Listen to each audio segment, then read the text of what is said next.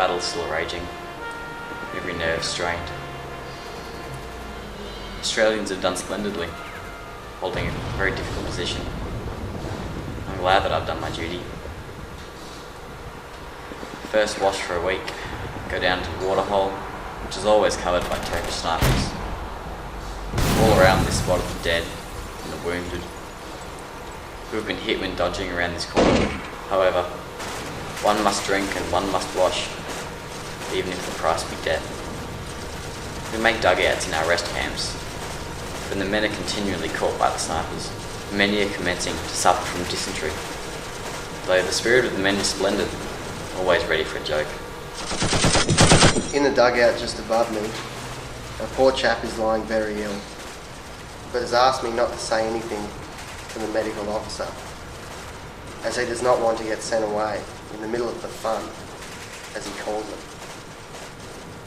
Soldiers are often like this. I think if I were in his place, I'd be glad of an excuse to get out of this hell. Though I don't think I should ever have forgiven myself if I had not come. I hear that tomorrow we're going to make a charge. The Turks are cutting off our supplies. The situation is severely critical.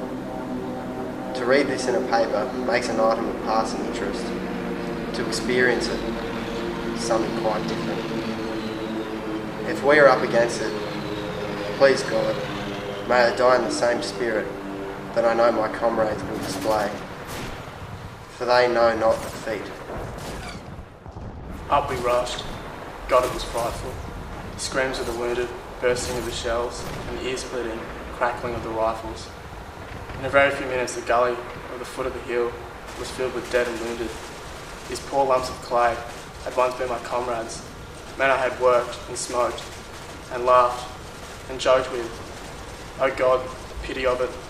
It rained men in this gully. All round could be seen the sparks where the bullets were striking. This is hell.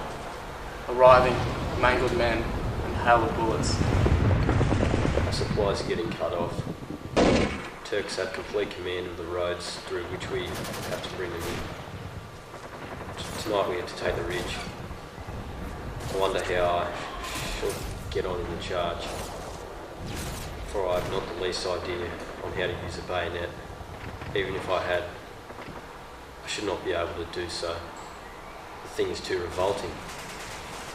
I can only hope that I get shot.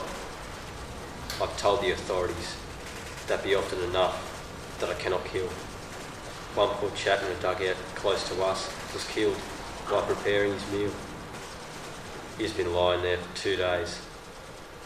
His mess tin full of tea, the charred remains of the fire he was cooking by. A few biscuits scattered about, his pipe by his side. We cannot bury him on account of the snipers.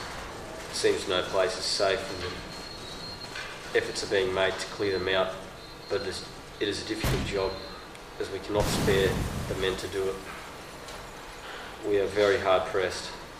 We were to have 4 days of rest from the firing line, but now the situation is so critical that at all costs the enemy must be shifted from the ridge.